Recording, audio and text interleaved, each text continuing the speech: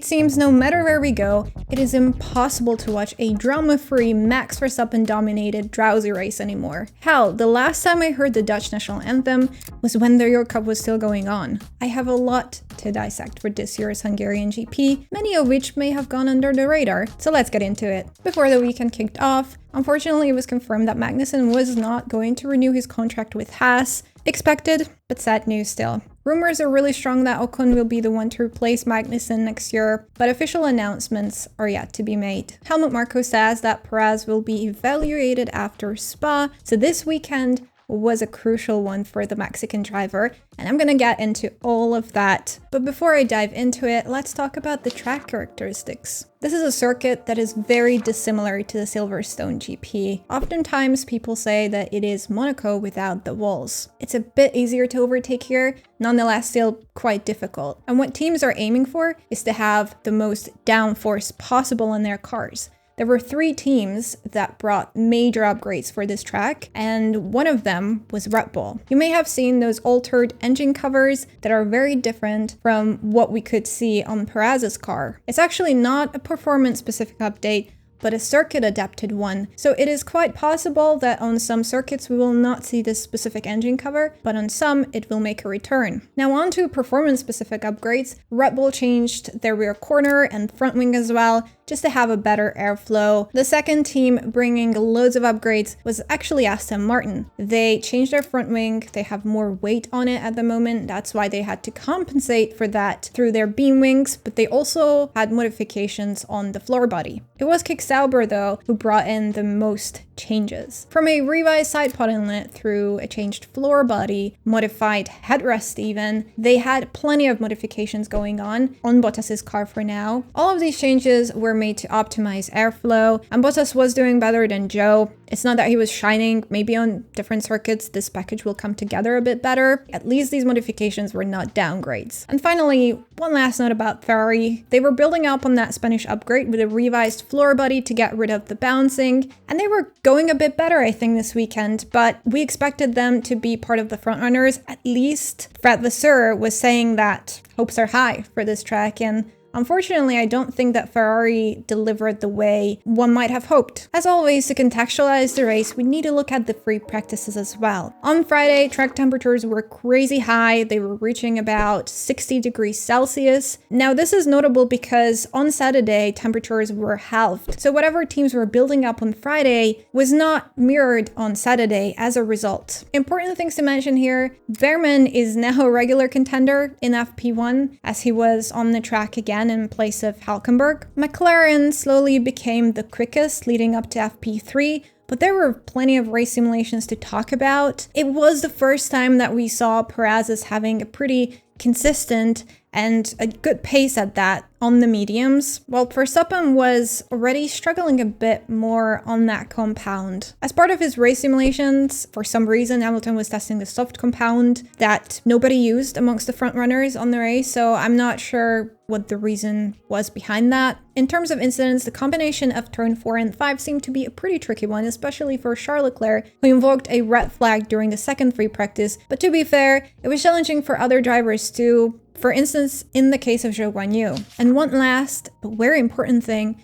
that during the last free practice, it was only the Red Bulls who were running race simulations on the hard compound, and they seemed to be pretty good, Verstappen especially. And that information comes in handy when we talk about the race. The quali session, of course, did not disappoint. Perez, who was till that point on a pretty good trajectory, made a mistake in the combination of turn 8 and 9, which invoked a red flag and ultimately ended his chances again. Once again, not a good day for him. He was not the only one to make a mistake though. Logan Sargent spinned it a little bit into turn 1, but he was fortunate because during that red flag that was caused by Perez, the team could fix his car enough so that he would actually go to Q2. I have to talk about those who were out in Q1. I do not know why Alpine decided to not let their drivers out after the red flag. I think they were trying to pull a Magnussen at the end of the day, because last time around, Magnussen thought in Silverstone that the rain was going to get heavier, and it didn't, and so he didn't go out. The Alpines did the same, but for both of their drivers, which is beyond me. A big talking point was Russell being out in the first session, so apparently Mercedes only charged him in terms of fuel for 1 lap. That 1 lap wasn't perfect, but he didn't have the chance to fix that on another one, so he ended up losing out, unfortunately. A mistake from Mercedes' side for sure, a little bit of a mistake from Russell too. Q2 was risky for Mercedes again, because Hamilton was nearly out. Unfortunately, both the Williams drivers and the Haas drivers were in traffic. They couldn't really improve, so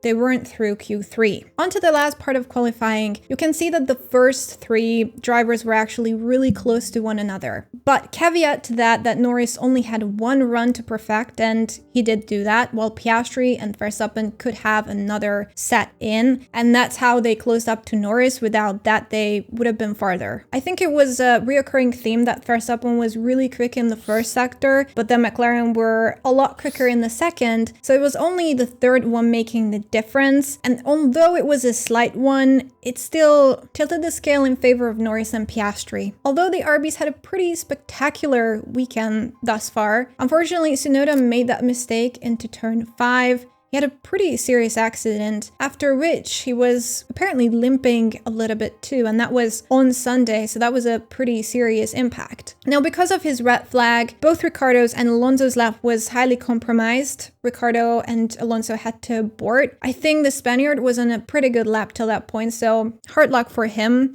I'm not sure about Ricciardo though. After the red flag, some drivers didn't hop back into their car for the restart, namely Verstappen and Alonso, but even those who went out couldn't really improve under the conditions. We know that it's pretty difficult to improve on used tires here, so Norris eventually won the quali session. One thing that I want to talk about here, because the question may arise as to why Haas was suffering so much. As we know, this year's Haas has a pretty good speed in the straight line. They were one of the teams with the highest top speed again this weekend, so that provided them an advantage in Sector 1. Unfortunately, this is not a track that has many straight lines, so in Sector 2 and 3, the RBs, who were otherwise the slowest in the first sector, they were basically dominating, well, in terms of the relationship between RB and Haas at least. And ultimately, that is why RBs were better than Haas this weekend. But I think because we will see faster tracks this year, the tides will turn in favor of Haas a number of times in the future. So that's a battle that will be interesting to watch. Now onto the race. The start was pretty good. We saw 3 cars side by side. I think Verstappen was bit optimistic on the outside. Yes, he was slightly ahead, and yes, he was forced off as a consequence of Piastri pushing Norris a little bit, and then Norris as a consequence pushing Verstappen out. He did then overtake by leaving the track, and Red Bull did not know whether he was going to receive a penalty for that or not, so he then let Norris through. And from that moment on, Max's race was basically done for. And that brings me to the strategies on the Hungarian GP, and there is so much to unpack here. Remember that on this track, teams need to find a delicate balance between downforce and brake/tire cooling. One notable thing to highlight, for instance, is that there were plenty of drivers starting on the softs and then putting on a very short stint on those tires. A few drivers to mention here: Albon and Magnussen had a pretty good start, gaining a few positions on the softs. The problem was that they had a very short stint on the tires, and therefore whatever positions they gained at the beginning, they lost a lot more when they went into the pits. So you can see that an early start and then having 2 longer stints on the hards really did not benefit anybody during this race. In contrast to that, there is one driver in particular who only had 1 stop during the race, and that's Yuki Tsunoda. That strategy was immaculate, and that's why I have to talk about the strategy allocated to Ricciardo versus to Tsunoda. Because again, as it's typical fashion in the RB garage, one driver is granted a really good strategy while the other receives a very foolish one. Tsunoda and Ricciardo both lost some positions at the beginning of the race, courtesy of Albon and Magnussen. At that point in time, Ricciardo was ahead of Tsunoda, but he was slightly slower than the Japanese driver. Whether the intention was to take Ricciardo out of the equation so that Tsunoda could drive in clean air, I don't know, but pitting somebody after 7 laps on the mediums was definitely a stupid decision. Tsunoda had a decent pace on both the mediums and the hards, especially compared to the Williams and Haas drivers. They couldn't do anything with Tsunoda at the end. They were way too slow for him, especially with that one stop. I'm specifically talking about the time when Albon and Magnussen went for those hard compounds for the first time, and they weren't at all faster than Tsunoda on the mediums. Ricciardo, who had that early pit stop, was stuck behind Magnussen and Albon the whole time, and so he had to undercut them. And therefore, for his last stint, he came out ahead of Magnussen and Albon, and he was actually way faster than Tsunoda as well, but he couldn't do much. He lost so many positions. Tsunoda did not have another pit stop, and that's why he ended up behind. He was clearly frustrated after the race, and I'd say understandably so. He was not slower than Tsunoda really looking at the entirety of the race, so he had the pace. He just received a very bad strategy. Russell and Perez elected a very opposite strategy from Ricciardo, Albon, and Magnussen, and that was the strategy for backmarkers to go for. They had a long, hard stint. They dictated a pretty good pace overall, and they did not lose a lot of positions when they went into the pits. One thing to note here is that Russell had a better start than Perez, and he was ahead of him, but then Perez undercut him because undercut is the theme of the weekend. And then they were basically running in the same boat. Perez was slightly faster towards the end, but the difference between the two drivers weren't all that significant. I think it was damage limitation for both of them. They delivered. They had a good pace. Actually, when I looked at Perez's pace compared to Verstappen, it wasn't all that bad at all. At least good job for the race, I suppose. Another interesting thing that happened that you may have not noticed was between the Aston Martin drivers. Did Alonso qualify ahead of Stroll? Yes. Was Alonso ahead during the majority of the race? Also yes. However, look at the strategy difference between the drivers. Stroll was rolling on the softs for 14 laps versus Alonso 7 laps.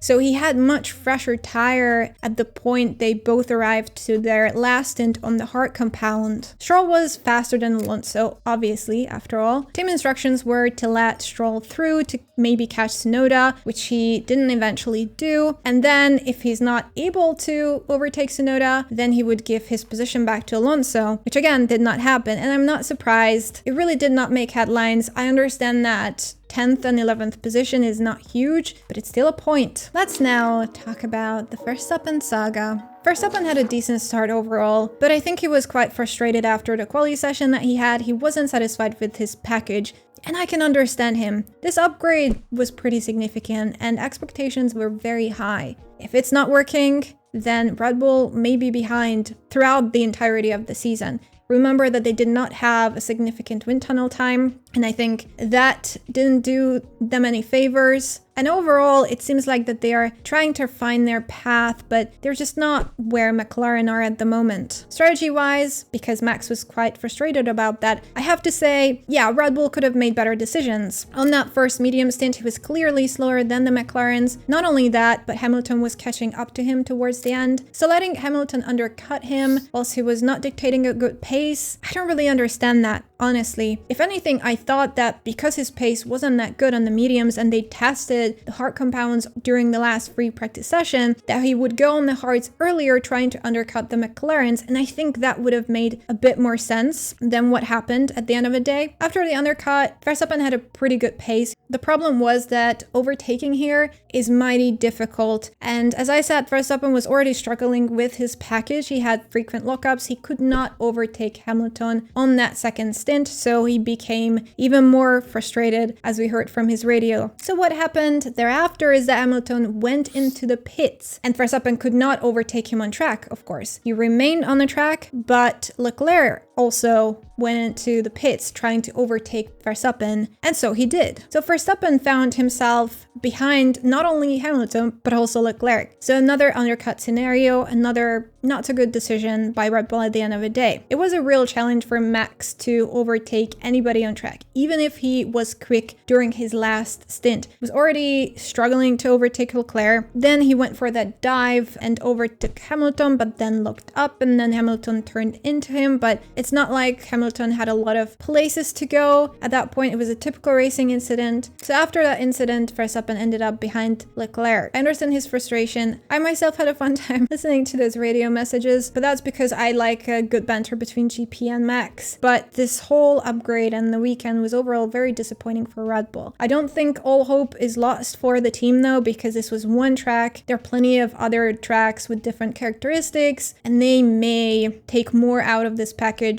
than what they managed on Sunday. And as the last part of the race, I want to mention the whole McLaren situation. Piastri had that great start. He overtook Norris for the lead, and he was having a good pace. When I looked at his first stint on the mediums, he had a very similar pace to Norris, and then they went for those hards, and I would say that Piastri was slightly better than Norris. Again, only slightly, but he kept the pace. And I think we oftentimes complain about Piastri's tire management. This race, it was really good and not really behind Lando at all. So what happened with that? Let's cover Hamilton situation. I will tell you. McLaren, in order to cover for Hamilton, who was at that point on new, fresh, hard tires, it was quick, right? The team was trying to cover him by pitting Norris first. The problem was that Norris was still way ahead of Hamilton, and Hamilton was not gaining 5 seconds a lap on him. So naturally, McLaren did have the time to pit Piastri first and then bring in Norris, which then would have avoided this whole fiasco to begin with. When Norris came out of the pits, he was 5 seconds ahead of Hamilton. So again, they had the time to pit Piastri. What happened then is that Norris was really quick. Piastri was brought into the pits a lap later, so he came out behind Norris, and then Norris really pushed that throttle to gain advantage ahead of Piastri.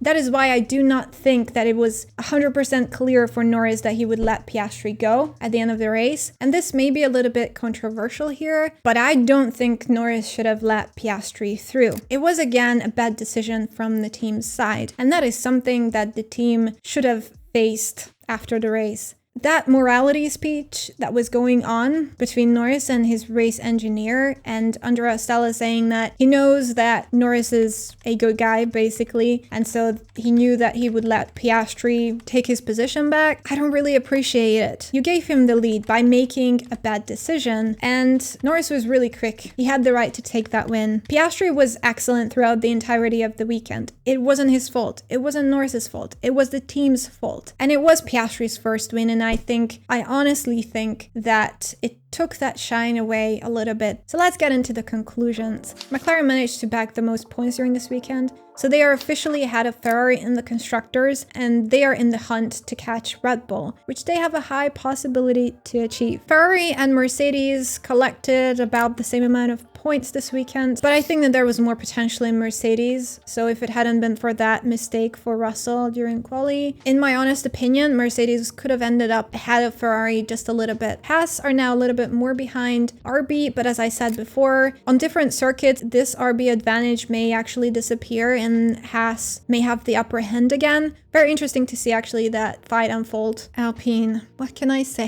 Gasly doesn't have a chance now to finish a race, it seems. Ocon had a terrible race, honestly. And when we look at Alpine's performance as a whole in the last two races, it has been a letdown, truly. So I hope that they pick themselves up. Strategical decisions, bad. Reliability, bad. Pace, also not so good. I think we were expecting them to be quicker here just because this track is not about engine power, because we don't have a lot of straights. They were still the worst. They were worse than Sauber at the end of the day. Norris gained a little bit on Max, and Piastri is closing up on Sainz. And in the meantime, Russell fell behind Hamilton, but that fight is very much going on too. And one thing to highlight is that Tsunoda still has double the points of Ricciardo. So if Red Bull decides to replace Perez with Ricciardo, I don't know. It may be a little bit of a controversial decision, but I will say that Ricciardo was done a little bit dirty during the race, so I will give him that. He could have had a much better end result to his race. Driver of the day. Now here's the thing, I couldn't really decide because funnily enough, I would elect both Piastri and Norris to be drivers of the day, whilst I am not really satisfied with the team. When I look at the weekend as a whole, Norris had that stellar quali performance. He had a really good pace during the race, but then again, Piastri did not really make any mistakes during the race, and he had the upper hand with that overtake on the first lap. So I'd say I have two drivers of the day,